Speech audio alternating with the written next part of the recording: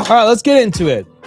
Here is what you need to know about this video. We're going to be going through all of the 2026 Medicare changes, but also we're going to be going through something that a lot of people are wondering about, which is how much extra do they spend each month on Medicare as a result of fraud that exists. Now, people are hopped up right now because they know that Doge, DOGE, is basically dying. It's gone. It's no longer there in the usual sense of what it was. It's some people working over here, some people working over there, but it's not the original Doge that we came to know, understand, love, hate, whatever, that Elon started. Now, as a result of this, I want to go through some basic details real quick. The average extra cost per Medicare recipient is about $64 per month from total improper payments. And then, the other side of it is if you use a less, aggressive, a more conservative estimate around 3%, it's about $39 per month. So anywhere from $39 to actually above $64 would be how much per month you pay in Medicare insurance that you wouldn't have to pay if they were able to stop all the fraud that's going on. Now, as you know, out of all the different frauds that Doge was really coming across in the social security arena, retirement, disability, all that kinds of stuff, Medicare was the number one winner for the chicken dinner when it comes to massive amounts of fraud occurring.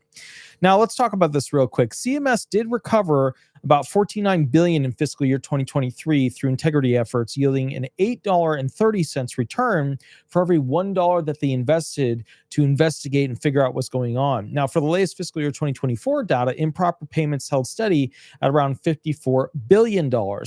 But what you have to understand is that it was 2025 when we had Doge and we had basically a lot more going on, that we for the first time saw mega numbers, billions of dollars in fraud coming in. In fact, some of these Medicare groups that were basically requesting funds from the federal government, they were so scared shitless that they actually self-reported that they were committing fraud, that they had committed mistakes, that they had done these horrible, horrible things to the tunes of hundreds of millions of dollars. Now, as a result of that, it's a very interesting situation because what's happening is, just to be clear, people are now signing up for and finishing up for the open enrollment period for Medicare, which most of you know, basically December 7th of each year is when it closes. Now, I let you know this because if you have Medicare or you have a Medicare Advantage plan or you have some weird Medicare whatever,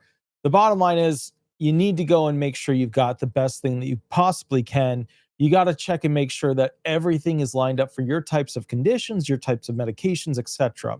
So my point to you is, if you haven't called one of those Medicare Advantage groups that does brokering and figuring out whether or not you have the best program, you should probably do that, because as your impairments change, as your medications might be changing from which actual group is producing them, which actual, pharmaceutical is going to be delivering them to you in the future. When it comes to future surgeries you might need, you want to make sure you've got the best plan going into 2026, because in America, some things are going to get very expensive. So I don't do Medicare sign up. I don't do any of that stuff. But if you do want to, give Chapter a call, because they can talk to you about the fraud that's going on, whether or not the fraud is going to affect your current Medicare plan, and then they can do a tune-up on your current Medicare plan as well. Now, with that said, December 7th, that's the cutoff. If, for example, just to be very clear with this thing, you run into a situation where you have to miss it, they do have special enrollment periods, which are SEPs, where no penalty will actually hit you. Now, this is only for certain individuals, not for everybody. Everybody else gets pretty much screwed and they got to pay the penalty.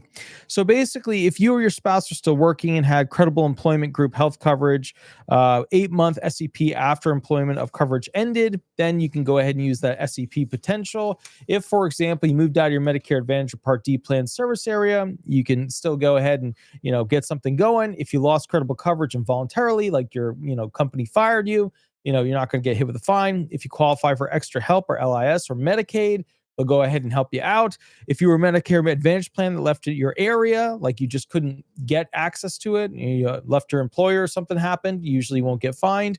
If you were affected by a federal emergency or disaster declaration, then you can usually go ahead and not get fined for these Medicare switches. Now, let's talk about basically what's going to happen in the future. When it comes to Medicare, Medicare is essentially something that a lot of people use to cover their health insurance costs, because health insurance is, just to be fair, absolutely insane at this point. The cost does not make sense. To give you an example, I have to change my health insurance to a ridiculous deductible, probably $10,000, because my current health insurance is about to go up in January to being over $1,000 per month. Now, some of you might say, wow, that seems insane. And it is, because the average person can't afford $1,000 per month health insurance. There's just no way to do it.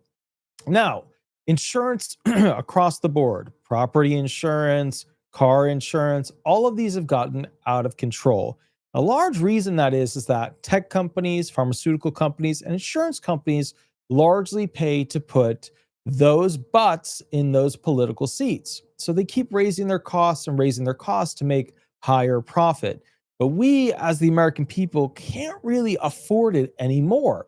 So the big thing is, a lot of people are trying to find a way to just do it without insurance, which is the pay-to-play game. However, at the end of the day, the Medicare people, they've got such a great deal at cost that they never think of anything like that. Let's go through this real quick. All right, so in 2026 that there's going to be an increase in Part B premium. Standard monthly rises to around $202.90. It's up about $17.90, about 9.7% of an increase from $185 in 2025.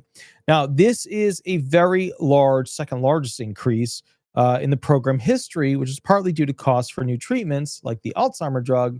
However, we are expecting that this will be offset a bit into 2027 because they're catching a lot of the fraud that's been occurring. And remember, there's two main functions of fraud in Medicare. Function one is traditional fraud. Somebody's doing some illegal criminal stuff. And then function two are things where they do administrative lesser fraud, which is basically where they're doing accidental charges for things that they shouldn't be doing, so on and so forth. Now, just so you know, there's going to be more Medicare drug price negotiation.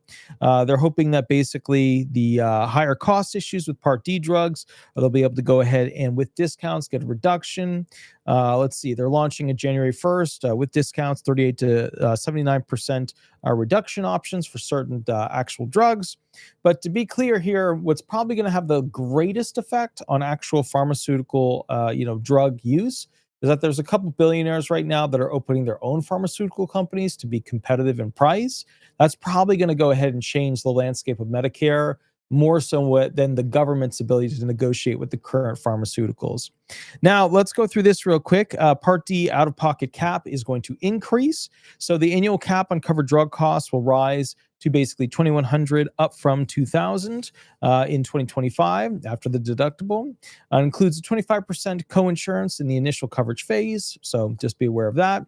Also, Part B deductible is going to increase, so rises from $283 up $26, which is a 10% increase from $257 in 2025. Now, I have been seeing a lot of the local or legacy news stations screaming about how Trump's economy is absolutely destroying Americans and how terrible it is. And I guess the weird thing about that whole situation for me is that the first year a president gets in, they're kind of unraveling and trying to set up whatever their version of it's going to be, whether it's, Bidenomics, Trumponomics, Obamonomics, Bushonomics, whatever, you know what I mean? And I think, to be fair, I've never seen, in my opinion, a president so aggressively negotiate with foreign countries for our, reserve currency, our ability to trade, our shipping abilities, for the U.S. to have the best negotiated shipping deals / trade deals / reserve currency deals. I've never seen a president so aggressively do these functions. In fact, President Trump has been so aggressive that the Supreme Court had to step in because the Democrats sued through their states and things like that, saying, hey, we don't think he should have the power to negotiate aggressively with these other nations to put Americans in the best possible position that they could be. because obviously when we have better trade deals, you and I get to buy products at a much, much better price in the long run. Right up front, we get hit with the tariff game and they're back and forth. But ultimately, when they finalize negotiations, we are the beneficiaries of that. And the Democrats didn't like that. So they sued him, and they sued him through other corporations and states. And the Supreme Court picked it up. We don't know which way they're going to lean, but if they lean in Trump's direction, you're probably going to get a $2,000 stimulus. If they lean against Trump and say, no, Congress has this power, well, to be fair, the Democrats will have won, and things will be effing awful when it comes to buying things made out of this country, made outside of this country, rather. So I just wanted to point that out because I'm noticing there's a level of stupidity that has been creeping into the legacy news again, and I just don't know what it is, and I'm really happy with YouTube because YouTube has been educating a lot of people on basic economics. Like, people didn't understand stocks before, bonds before, reserve currency before, how trade works, how countries will take out loans. Like, people didn't understand that before, but now they get it. They've got a lot more understanding as to what's going on with how this stuff works. And so what happened with that is that the usual BS that's being promoted by certain political agenda groups, it doesn't work anymore. The American people just, it's not that they were like stupid in their capacity. It's that they just didn't have the tools. And now that the tools are out there, they're not falling for the same BS that existed before. You know, it's on both sides.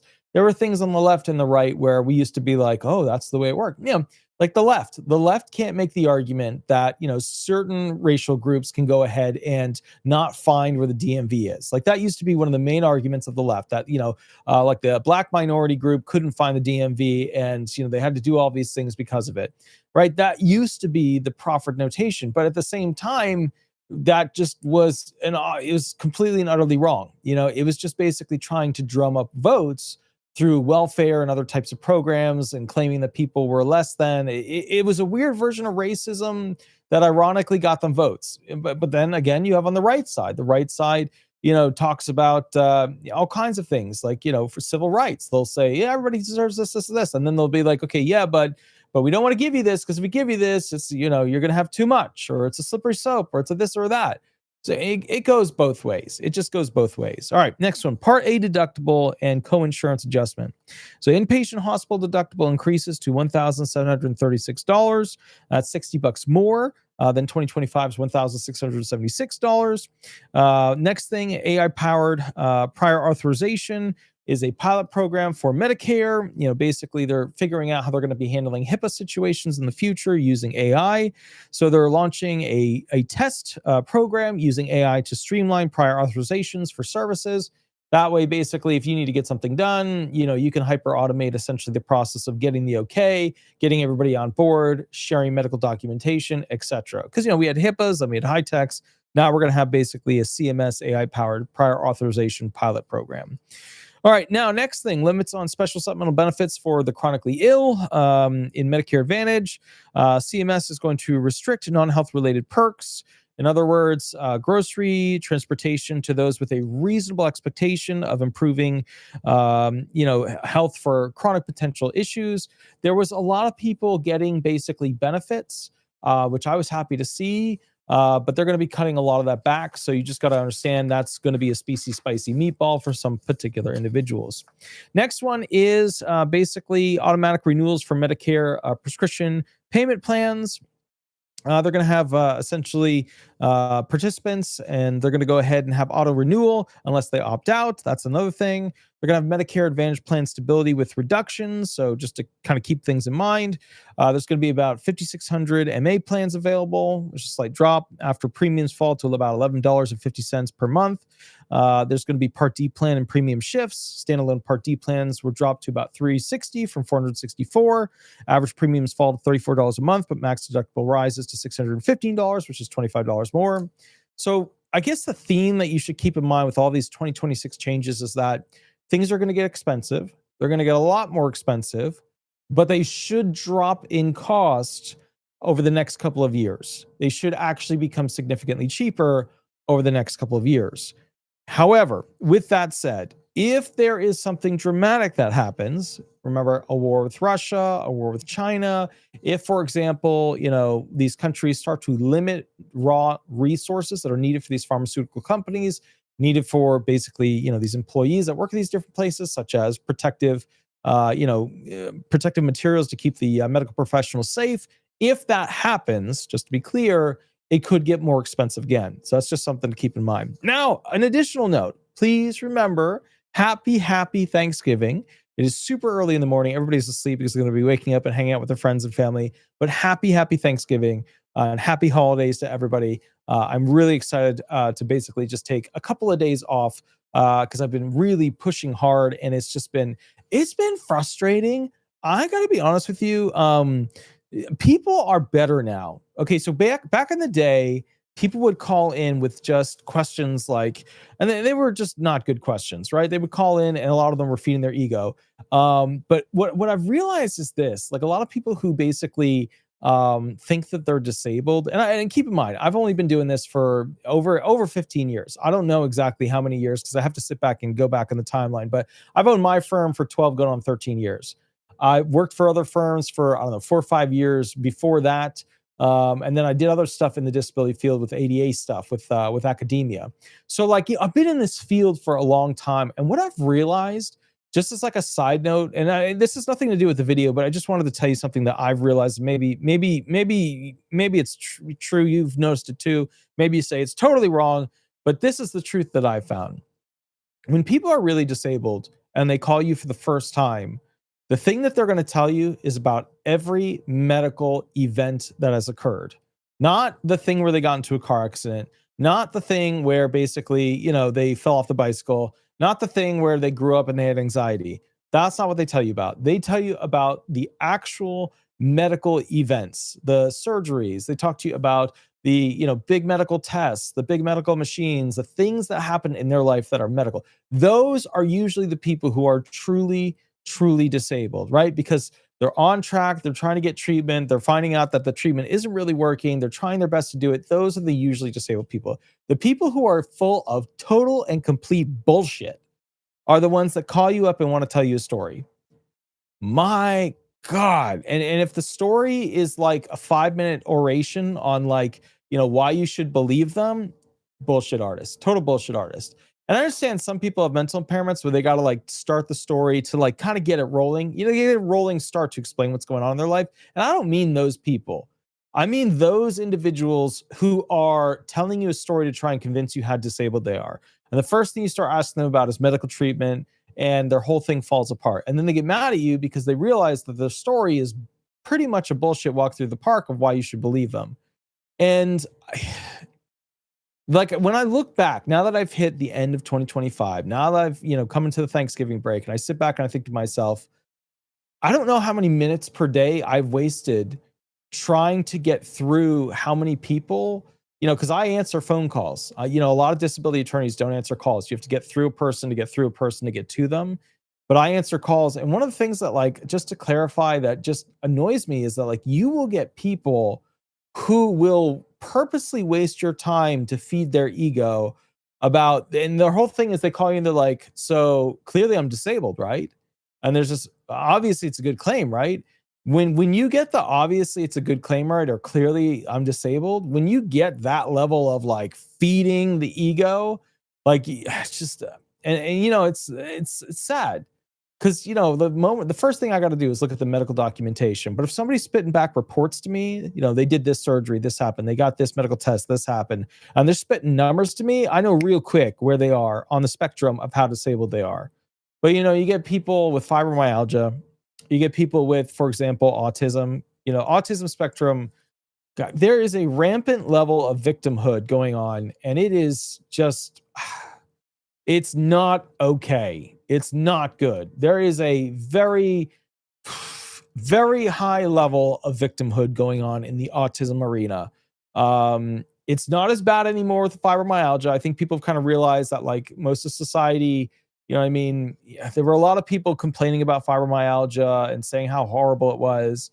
And then when you talk to them about, like, things that are, and I get it, they're in pain, but, like, you got to understand, we're comparing it to people who have other types of impairments that can't walk. You know what I mean? That, like, have to be in a wheelchair, have to be using a walker with a seat, that have to be using a rollator, stuff like that.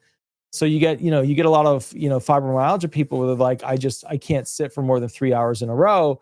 And I get that, but that's that gray area where the program doesn't want to approve you. Anyways, I digress. It's just one of those things where I've noticed this. So it just is what it is. All right. With that said, all right. Greg T542 said, my question is, you trying to get Obamacare out? Does that mean if we don't get insurance, we don't get penalties from not having it? No. So Trump doesn't really have an organized plan for what the future of Medicare or medical insurance should look like. He just doesn't have a viable plan. What we have right now is a failed system on top of a failed system that got a cute political title, which was Obamacare, which then became Marketplace, this and that, and Medicare. The point is, we don't have a better system because the system we have is kind of what we're stuck with. And a lot of people used to make the arguments about like this socialist country and that socialist and this communist country and that blah, blah, blah. Although there's not really many true communist countries that are used as like a success story. You tend to go with like the ones around the Norwegian-y area, stuff like that. People make those arguments, but that's total bullshit. And nobody really falls for that crap anymore. But the point is, at the end of the day, America did not invest heavily in making sure its citizens would be able to have things in a cheap, enjoyable fashion. Instead, America spent most of its money on basically military stuff so that we could go ahead and threaten other nations to be a part of our club, the United States Military Club. And by and through that, just to be kind of clear with this, we didn't promote the happiness and success of the American people. That's why we have so many pissed off young men right now. That's why we have so many pissed off middle-aged men right now. That's why we have so many pissed off young women right now, so many pissed off middle-aged women right now. That's why we're not producing a lot of children. We have a society in discord. And a lot of people think that like this is whatever, it just is whatever. But the next video we're going to actually talk about the main cracking signs of the base of Social Security being able to be paid for by all these younger people, and these signs that Social Security isn't going to be able to get fixed. It's not going to be able to climb itself out of this debt. It's not going to be able to climb its way out of this problem. Because remember, when the government runs out of money, it just prints more money and then keeps itself going. But when Social Security runs out of money, y'all get less money because you paid for it, but then was spent on older generations. And now the younger generations have to pay vastly more to cover you. And so the problem is that younger generation group, they can't afford you. And to be fair, there's not enough of them. The boomers made a lot of kids, and that was the main good thing the boomers did. The boomers effed up on politics, effed up on financial stuff, administrative stuff, legal stuff. They effed up a lot, but they did one really good thing, which was have a lot of kids. The problem is these kids, they can't afford to pay for the boomers. So we're going to be seeing some Medicare issues with that. And this video is mostly about Medicare, but the next video, we're going to be specifically going into how that's all going to unravel. And knowing is the first thing you need to know. And the weird thing is I get these comments and people are like, how dare you?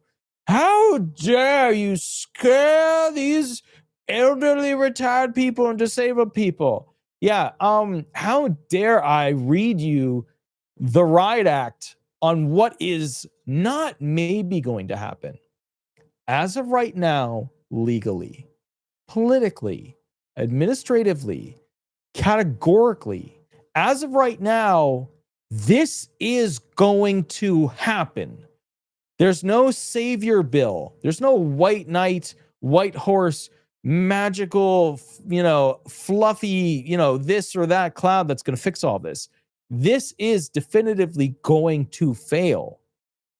And the weirdest part about it is that both politicians, the Republicans and the Democrats, are okay with it. They're cool with it. They say they're not. But if they really were not okay with it, there would be just more chatter about it. Think about this. Let me ask you this. Let's talk about national news. How many times on the national news have you heard a politician, let me know in the chat, let me know in the comments, a politician that was basically working with everybody in Congress to figure out a solution for Social Security? Everybody in Congress. How many times do you hear or see in the national news, Social Security, massive collapse on horizon? Because, you get a 23% reduction in what goes to retired people. That is a collapse of the system. No one can say that they've heard this because it's not out there. It just doesn't exist on the airwaves. And it's weird. It's just weird. All right, next thing. So let's talk about basically some Medicare quotes that are going on right now. This is what the big wigs are saying. Quote, Medicare loses an estimated $60 billion each year due to fraud, errors, and abuse. That was from the ACL. Quote, the Medicare fee-for-service FFS estimated improper payment rate was 7.66% or $31.70 billion. That's from the Centers for Medicare and Medicaid Services. That was fiscal year 2024. Quote, in 2024, the DOJ prosecuted 78 healthcare providers for Medicare fraud, totaling over $200 million in fines. Now, just to kind of clarify real quick, they were arresting doctors, nurses, back office staff. That was from the Grothia Healthcare Fraud Statistics Report. Next one. Quote, the U.S. government recovered over $3 billion in fraudulent healthcare payments in 2024.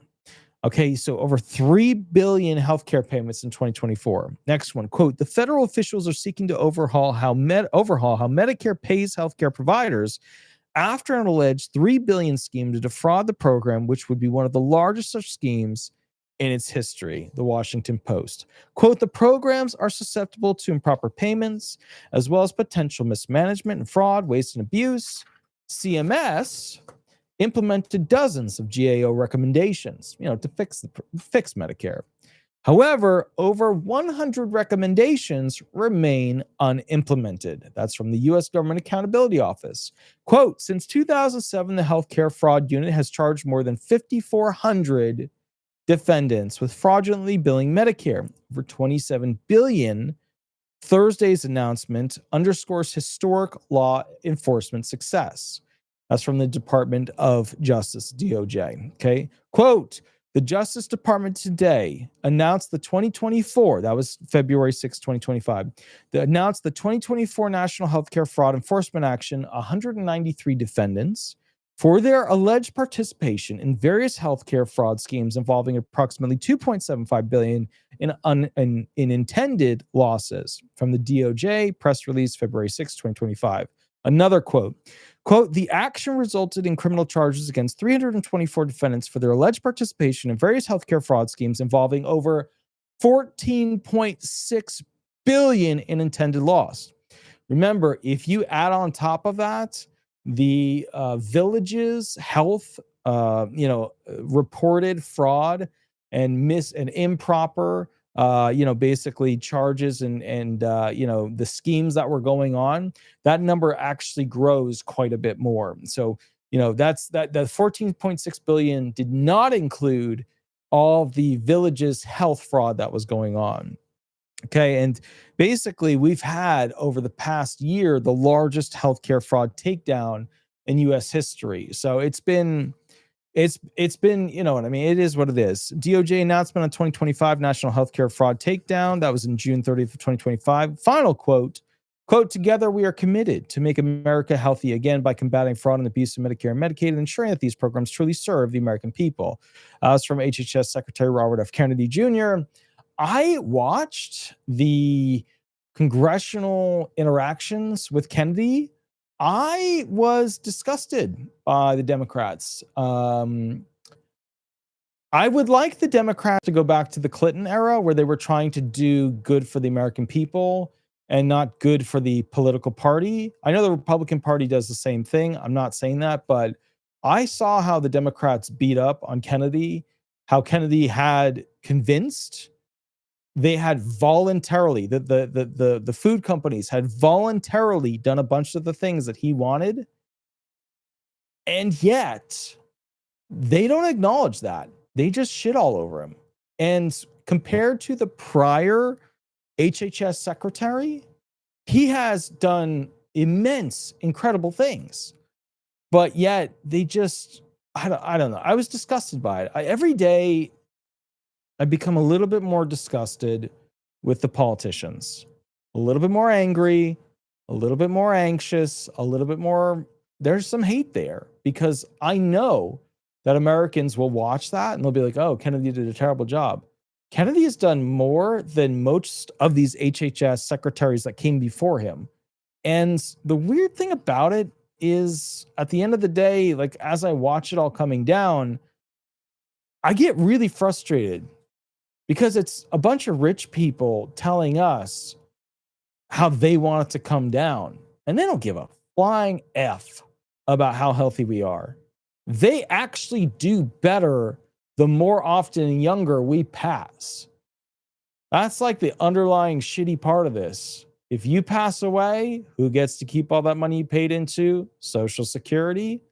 They do. Yeah, maybe your widow or your kid at some point might tap into it, but they get to keep it. The longer you live, the more you get. But if you're not living long because the food's not good, you're not going to get that much. All right, next thing.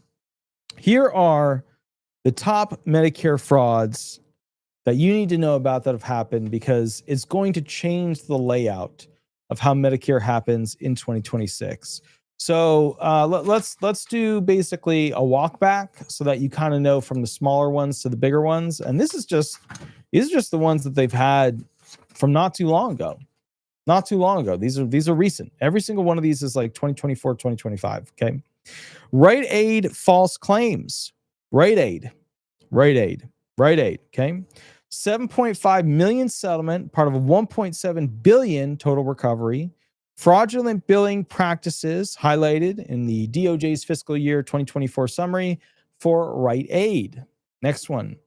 That's number 10. Cigna Group, Medicare Advantage upcoding. You know what upcoding is.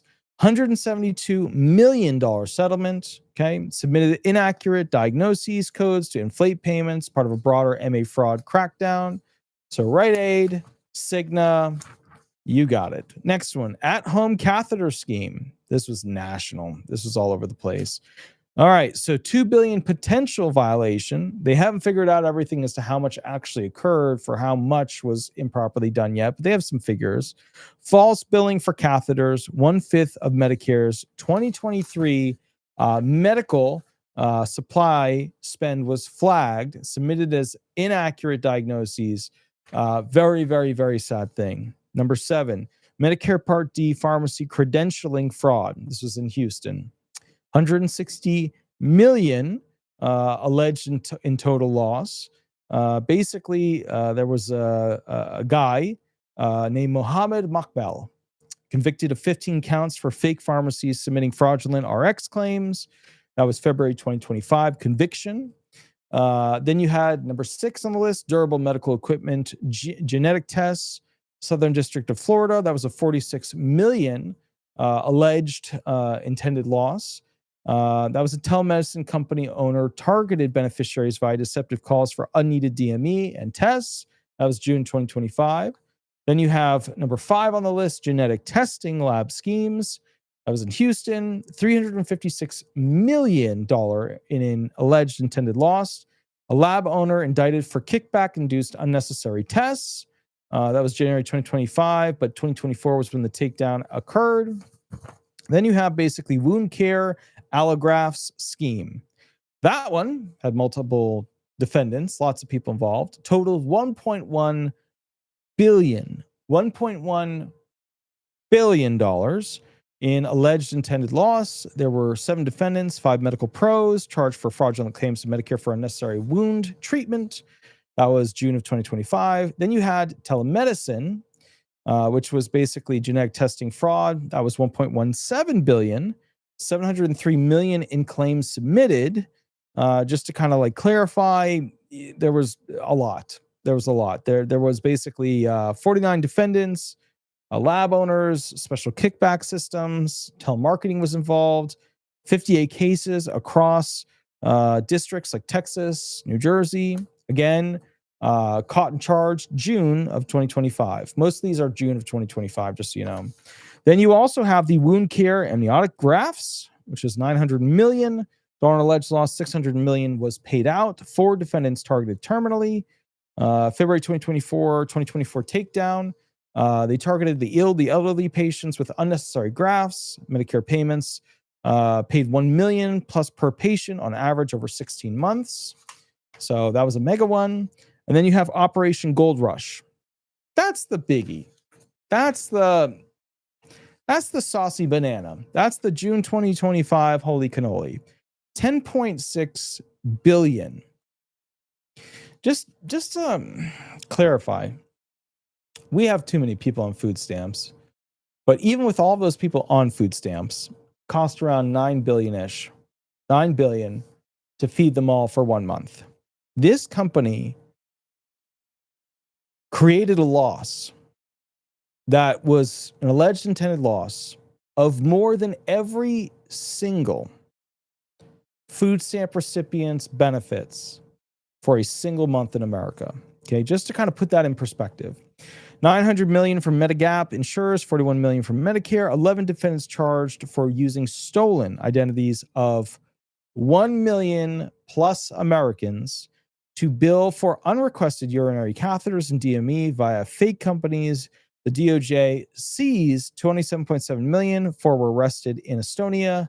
That was, now remember, they didn't actually get away with 10.6 billion, but that's where it would have gone if they had processed the situation.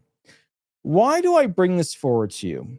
Well, as you know, everybody on the left right now, which I don't think is fair, and you know, I'll call people out. I'll call the right out, I'll call the left out. I'll call them out when they're full of BS. Everybody on the left right now is celebrating that Doge is not in existence anymore.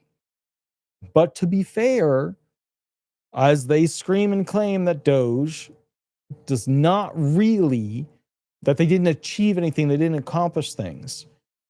Granted, Elon, Doge, they overshot, they overpromised. But there is a massive amount of fraud that they uncovered. There is a massive amount of things that our law enforcement and Office of Inspector Generals and these groups were able to accomplish and find and do. And the thing that I then ask, okay, I ask this: what chains were on their hands before Doge came around that did not allow them to figure this out ahead of time?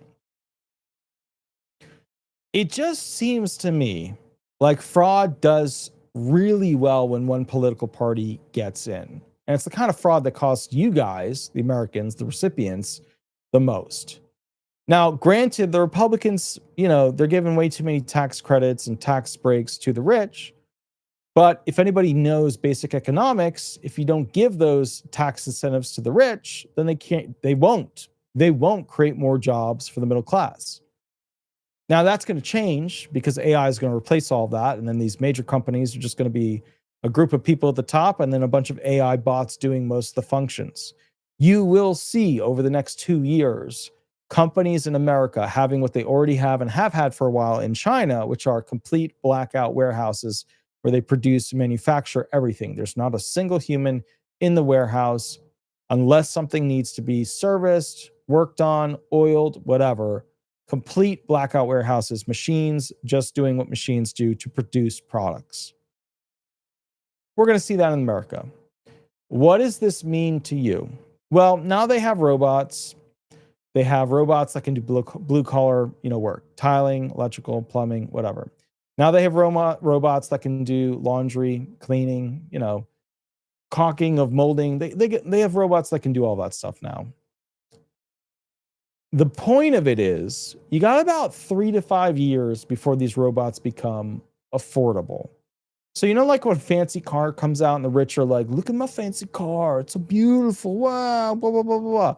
Right. And you're like, must be nice. Good for you. Go F your blah, blah, blah. You go through that emotional reaction. But the bottom line with it is we need the rich to buy the expensive shit, show it off, pay for their ego, because once that stuff is bought, that becomes the new standard for other car companies. They compete, and then ultimately we get to use the stuff in the end, right? So like when I go buy a Prius, I'm buying that Prius because that technology was sold originally to rich people in different various ways. And then enough of things happened for Toyota to say, let's mass market this, let's put a lot of money into this, let's make this happen. And then we, the middle class, the impoverished class, get to actually use those benefits. I remember when people are like, your car has seat heaters, your car has a camera on it, and now all that shit's everywhere. That's because the rich buy it because they want to feel special, they blow a bunch of money, and then over time we get to use it. I want to see that happen with the pharmaceutical everything, not just the industry in America, but like everything. I want these drugs and medications to be much cheaper because we see other billionaires competing to have an interest in this field. Now, some people will say, well, that's not fair. Why are we letting billionaires do it? Because the average person that makes after taxes $50,000 in America can't use any of that $50,000 to hire other people. You have to have rich people to hire not rich people. That's how it works. Not rich people, middle class, can't afford to hire other people. That's the reality. You have to have rich people to hire not rich people. All right. So what does this mean realistically at the end of the day? At the end of the day, Medicare is going to have an expensive year, but it should get cheaper unless there's something that happens. I believe the greatest changes to Medicare in the future are not going to be what the hospitals are so much doing. That's probably not it. What's probably going to be the biggest change to Medicare in the not too distant future is that these different companies are going to be coming out with cures. So as you know, America is known for never creating cures, but other countries, even Mexico is outshining America right now, which is pretty effing sad, pretty sad. It's pretty disgusting. So even Mexico at this point, which, you expect it from like Turkey, you expect it from like Israel, you expect it from like, Germany, you expect those countries to come out with cures. And then like, we're like, oh, well, maybe our industry will blah, blah, blah, blah, blah. You don't expect Mexico to be like a frontliner that puts us to shame, but they have. There's even areas in South America that have cures that we don't have here, which is just, it's sad. It's just sad. But the point I'm getting at with this is that America is about to get mass competition in the medical field, specifically with surgeries and medications. So this is going to very, very quickly change the marketplace for which you get to buy into products. You've probably noticed that a lot of news stations are saying you can go get this treatment over here for this much, but it costs, $100,000 in America. A lot of that stuff is going to be changing. Now, what does this mean? It means signing up to learn how to be a doctor is not the smartest thing going forward. It's just not. It's just like with being a lawyer. Signing up to be a lawyer in the future with artificial intelligence coming down, yeah, you'll have a place, but the amount of industries to have lawyers actually do stuff is going to shrink because AI is going to do a lot of it. I mean, it's going to do a lot to every industry. So my point to you is, at this point, a quick summary on everything. Medicare is going to get cheaper in the long run. However, we need to find a way to make it work. Because if we have doctors not making what they're making, ain't no way doctors are going to go through all of that to not make money. And that's something that another thing people don't tend to understand. If you go through that much education to take on that much debt, you ain't going to do that unless you're making a lot of money. Okay. And I mean, I did a dumb thing. I got into disability law, like as a financial, choice, dumbest thing I could have done. Incredibly stupid choice. Financially, one of the dumbest things I've done it is the dumbest thing financially that I've done with my life, getting into disability law. By far the dumbest thing I've done in my life. And as a result of that, I still have tons of student loans. It is what it is. I'm going to have those until I'm 65. I'm going to literally have those until basically and people donate money and I pay that, but it's not enough to pay it really, really down. But the point is at the end of the day, I'm not going to actually pay it off. After you make so many payments, they end up saying, okay, thanks, you're done. You're 60 something, but at that point they're like, okay, you've spent your entire work life doing this. We can't charge you through retirement for student loans. So they at that point they back off of it. And some of my student loans don't even have that. I don't know if you guys know this, but some of my student loans I will owe for the rest of my life because I'm old enough where before they had those programs where the government took it over, I'm old enough that I had to sign up for student loans before the government did its full takeover. Yeah. Yeah, no, I have the kind of student loans that are worse than cancer. That's pretty much what it comes down to because your entire life, whatever you put into your bank account gets sucked out because whatever you make that you don't have to use gets sucked out. You're just constantly in this rinse repeat with them. So, but anyways, the point is, it's going to be very spicy, and Medicare is going to be, I think, changing in a positive way. But I think human health is going to change, not because of America. America's not going to fix this problem. Health is going to change and become better because other nations are going to come out with cures. And these pharmaceuticals in America are going to lose money and not be so powerful. And they won't be able to do these plots to hurt or harm or buy these other pharmaceutical companies. You know, I always say this. Remember, there was one pharmaceutical company that came out, right? And that one pharmaceutical company basically said, hey, we have a cure for hepatitis C. And then all of a sudden, within a matter of months, all these other mega pharmaceutical companies were like, no, there's no way. And then they proved it that, hey, this is probably working. And then these other big pharmaceutical companies were like, you know what? We have a cure too, out of friggin' nowhere. And, you know, they came from different, different ways that they processed it. And it's just an incredible thing. Just magically, boom, like that. All these pharmaceuticals that claim there was no cure magically came up with a cure. So, it's just, we need more of that. We just need more of that. All right. With that said, please hit the like button. Please remember to subscribe, click the hype button, become a member if you want. I will catch you all at the next video. Please remember, another thing I love seeing is when you go to Google and you type in Disability Resolution Law Firm or Disability Resolution Florida, you throw some stars up there. I always love seeing that on the business page. I will catch you all at the next video and we will rock and roll from there. Give me about 5 minutes. I know it's late, but happy Thanksgiving. Thank you so much. All right. Bye-bye, everybody. Happy holidays. Bye-bye, everybody.